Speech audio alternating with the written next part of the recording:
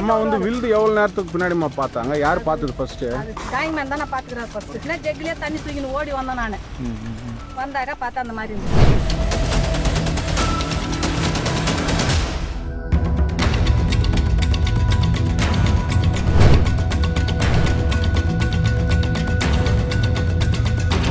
நெஞ்சு பொறுக்குதில்லையே இந்த தரைக்கட்ட மனித மிருகங்களின் செயலை கண்டார். அப்படி ஒரு கொடூரனின் தரங்கெட்ட செயலால் கர்ப்பிணி ஒருவர் கை கால் முறிந்து தலையில் பலத்த காயத்துடன் உயிருக்கு போராடி வருகின்றார். மகளிர் பெட்டியில் பயணித்த கர்ப்பிணி பெண்ணுக்கு ஓடும் ரயிலில் நடந்த கொடுமை என்ன?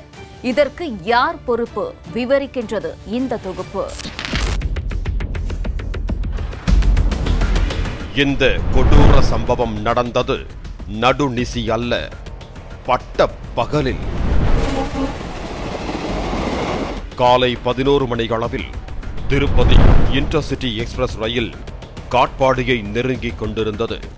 கேவி குப்பம் அருகே அந்த ரயிலில் இருந்து பெண் ஒருவர் விழுந்து கதறும் சப்தம் கேட்டு அந்த வழியாக வந்த லைன்மேன் ஒருவர் அருகில் சென்று பார்த்தால் கை கால்கள் தலையில் இரத்த காயத்துடன் கர்ப்பிணி பெண் ஒருவர் உயிருக்கு போராடி கொண்டிருந்தார்.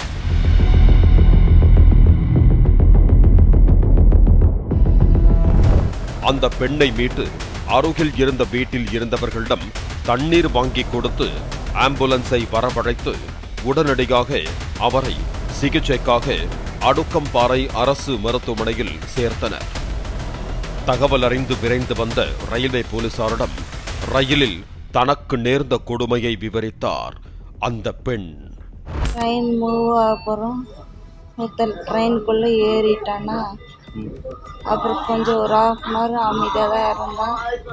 அதுக்கப்புறம் 1/2 hour கழிச்சு அவன் வந்து என் ட்ரெஸ் எல்லாம் எடுக்கிறதுக்கு பார்த்தானா 2 பேருக்கு சண்டை வந்துருச்சு.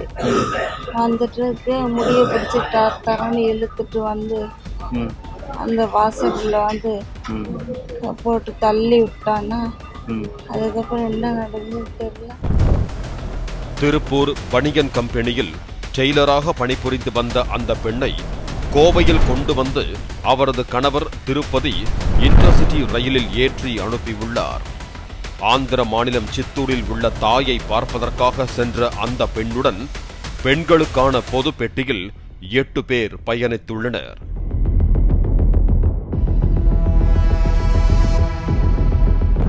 ரயில் ஜோலார்பேட்டை ரயில் நிலையத்தை வந்தடைந்ததும் 7 பயணிகள் அங்கு இறங்கிவிட மகளிர் பெட்டியில் அந்த பெண் மட்டும் இருந்துள்ளார். பகல் நேரம் என்பதால் வழக்கமாக பாதுகாப்புக்கு இருக்கும் பெண் காவலரும் அங்கு பணியில் இல்லை என்று கூறப்படுகிறது. ஜோலார்பேட்டையில் இருந்து ரயில் புறப்பட்டு மெல்ல நகர்ந்து கொண்டிருந்த போது எங்கிருந்தோ ஓடி வந்த இளைஞன் ஒருவன் மகளிர் பெட்டிக்குள் ஏறி இருக்கிறான். இது மகளிர் பெட்டிங்க என்று பதற்றத்துடன் கூறிய பெண்ணிடம், அக்கா அடுத்த நிறுத்தத்தில் இறங்கிடுறேன் என்று கூறியிருக்கிறான். சிறிது நேரம் ரயில் பெட்டியின் வாயிலில் பம்மியபடியே நின்ற அவன் மெல்ல ரயில் பெட்டிக்குள் அங்கும் இங்குமாக நடக்க தொடங்கியிருக்கிறான். உள்ளே வேறு பெண்கள் இருக்கிறார்களா என்பதை வேவு பார்த்துவிட்டு வந்த அந்த இளைஞன் ரயிலின் கழிவறைக்குள் சென்றுவிட்டு உடலில் ஒட்டு துணி கூட இல்லாமல் ஆபாச செய்கையுடன் அந்த பெண்ணை நெருங்கியுள்ளான். அந்த பெண் பயந்து போய் இருக்கை மீது ஏறி அபாயச் சங்கிலியை இழுக்க முயன்றுள்ளார். அதற்குள்ளாக அவரை பிடித்து இழுத்து கீழே தள்ளி அத்துமீறலில் ஈடுபட்டுள்ளான் அந்த கொடூரன். அந்த பெண் பலம் கொண்ட மட்டும் அவனுடன் போராடியுள்ளார்.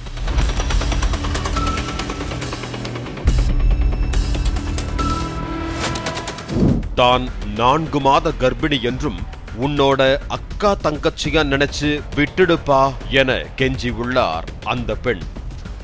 அவரது கதறல் ரயில் செல்லும் வேகத்தில் எவருக்கும் கேட்டிருக்க வாய்ப்பில்லை என்பதால் அந்த கொடூரனின் அட்டூழியம் தொடர்ந்துள்ளது.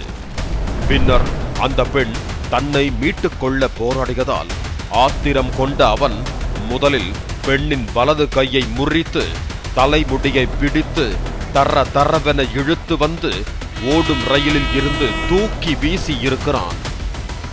ஆனால் அந்த பெண் இடது கையால் கம்பியை பிடித்து கொண்டு உயிரை காக்க போராடியுள்ளார். அப்போது வெறி கொண்ட அந்த மனித மிருகம் பெண்ணை எட்டி உதைத்து ஓடும் ரயிலில் இருந்து தள்ளிவிட்டிருக்கிறான். இதில் கற்களுக்கு இடையே விழுந்த அந்த பெண்ணின் கை, கால்கள் மற்றும் பின் மண்டையில் பலத்த காயமடைந்து ரத்தம் அதிகமாக வெளியேறியது தெரிய வந்தது.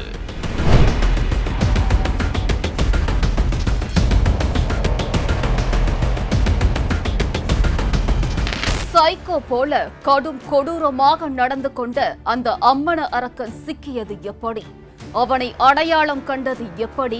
அந்த கொடூர நிகழ்வு ஏற்படுத்திய பாதிப்பின் எதிரொலியாய் அவனது முகத்தை அடையாளம் காட்டும் போது கூட மிரண்டு போயிருக்கிறார் அந்த கர்ப்பிணி பெண். இந்த கொடுமைகள் இனி தொடராமல் தடுக்க செய்ய வேண்டியது என்ன? ஜோலார்பேட்டை ரயில்வே போலீசார் தங்களிடம் இருந்த பழைய குற்றவாளிகளின் புகைப்படத்தை அந்த பெண்ணிடம் காண்பித்து விசாரித்த போது அந்த சைக்கோ கொடூரனின் புகைப்படத்தை கண்டு மிரண்டு போயுள்ளார் பாதிக்கப்பட்ட பெண்.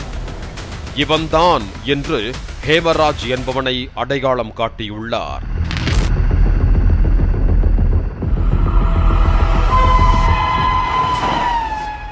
இவனா ஏற்கனவே இதே மாதிரி ஒரு புள்ளைய ஓடும் ரயிலில் இருந்து தள்ளிவிட்டவனாச்சே என்றும், ஒரு புள்ளைய ரயிலில் கூட்டி வந்து மலைப்பகுதிக்கு அழைத்து சென்று கொலை செய்தவனாச்சே என்றும் அவனது குற்றப்பட்டியலை கூறியுள்ளனர் போலீசார்.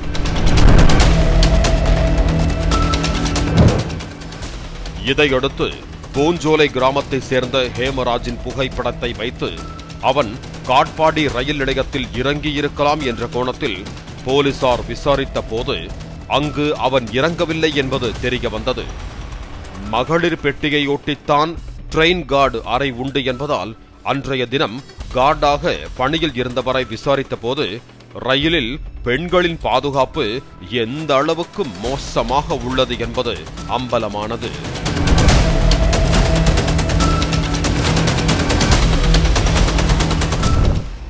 ஓடும் ரயிலில் ஏறிய காமுகன் ஹேமராஜை தடுக்க முயன்ற கார்டு, தம்பி இது மகளிர் பெட்டி என்று கூறியுள்ளார்.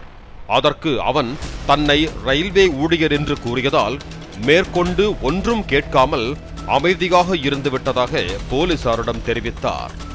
அந்த இளைஞர் காட்பாடிக்கு ரயில் நிலையத்திற்கு முன்பாக ஓம் சிக்னல் பகுதியில் ரயிலின் வேகம் குறைந்ததும் ரயிலில் இருந்து இறங்கி ஓடியதாகவும் போலீசாரிடம் தெரிவித்தார். இதையடுத்து ஹேமராஜ் இறங்கி ஓடிய பகுதிக்குள் சென்று விசாரித்த போது சந்தேகத்திற்கு இடமான ஒரு இளைஞர் மாடுகள் கட்டப்பட்டிருக்கும் இடத்திற்குள் சென்றதாகவும் அவன் திரும்பி வரவில்லை என்றும் கூறியுள்ளனர்.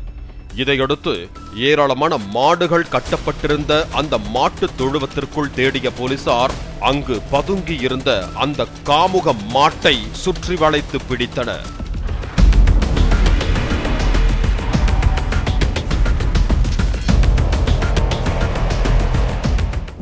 மகளிர் பெட்டியில் எப்படி அவன் நுழைந்தார்? அவனை ஒருவர் கூட தடுக்கவில்லையா? இப்படி தனியாக சிக்கிக் கொண்டால் மகளிர் பெட்டியில் பெண்களுக்கு என்னதான் பாதுகாப்பு? கடைசி பெட்டியில் இருந்த ரயில்வே கார்டு கூட கண்டு கொள்ளவில்லையா? ரயில்வே ஊழியர் என்றால் எந்த பெட்டியிலும் தடையின்றி ஏறி பயணிக்கலாமா? இதனை தடுக்க ரயில்வே நிர்வாகம் என்ன செய்ய போகின்றது? இந்த கொடூர சைக்கோ ரயிலில் செல்லும் பெண்களை நோட்டமிட்டு பல முறை கைவரிசை காட்டினாலும் ஒரு பெண்ணிடம் செல்போனை பறித்துவிட்டு ஓடும் ரயிலில் இருந்து தள்ளிய வழக்கில் கடந்த 2022ஆம் ஆண்டுதான் முதலாக போலீசாரால் கைது செய்யப்பட்டான். அதன் பிறகு 2024ஆம் ஆண்டு ரயில் நிலையத்தை ஒட்டி அமைந்துள்ள மலைப்பகுதிக்கு சென்னை புளியந்தோப்பு பெண் ஒருவரை அழைத்து வந்து கொலை செய்து நகையை கொள்ளையடித்து சென்றதாக கைது செய்யப்பட்டான். இருபெரு குற்றங்களை சுட்டிக்காட்டி குண்டர் தடுப்புச் சட்டத்தில் அவனை சிறையில் அடைத்தனர். அண்மையில் சிறையில் இருந்து ஜாமீனில் வெளியே வந்த நிலையில்தான் இந்த விபரீத செயலில் ஈடுபட்டிருக்கிறான் இந்த காமுக சைக்கோ என்கிறது காவல்துறை. ஹேமராஜை கைது செய்து அழைத்துச் சென்ற போது தப்ப நினைத்து சறுக்கி விழுந்ததால் ஹேமராஜின் இடது காலில் எலும்பு முறிவு ஏற்பட்டதாக கூறி போலீசார் அவனுக்கு மாவு கட்டு போட்டுவிட்டனர்.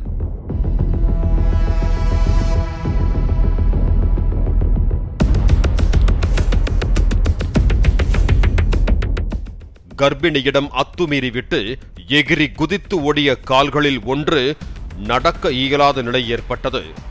ஹேமராஜை போலீசார் கை தாங்கலாக தூக்கிச் சென்று போலீஸ் வாகனத்தில் ஏற்றிவிட்டனர்.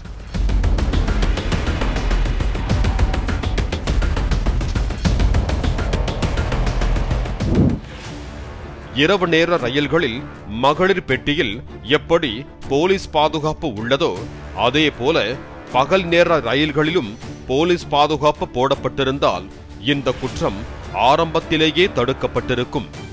ரயில்வே ஊழியர் என்றால் எந்த பெட்டியில் வேண்டுமானாலும் ஏறலாம் என்ற வழக்கம் வைத்திருக்கும் சில அடாவடி ரயில்வே ஊழியர்களுக்கு கடும் கட்டுப்பாடுகளை ஆரம்பத்திலேயே விதித்திருந்தால் இந்த காமுகன் பெண்கள் பெட்டியில் ஏறும் போது ரயில்வே ஊழியர் என்று பொய்யாக கூறியிருக்க மாட்டான் என்கிறார்கள் காவல்துறையினர்.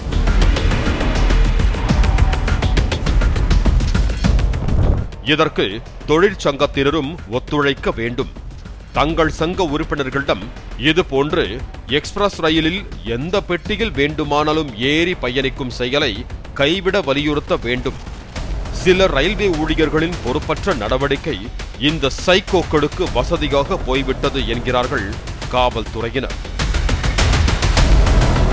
எக்ஸ்பிரஸ் ரயில்களில் எந்த பெட்டியில் வேண்டுமானாலும் ஏறி பயணிக்கலாம் என்ற எண்ணம் கொண்ட ரயில்வே ஊழியர்களை கட்டுப்படுத்த வேண்டியது காலத்தின் கட்டாயம் என்பதை தென்னக ரயில்வே உணர வேண்டும்.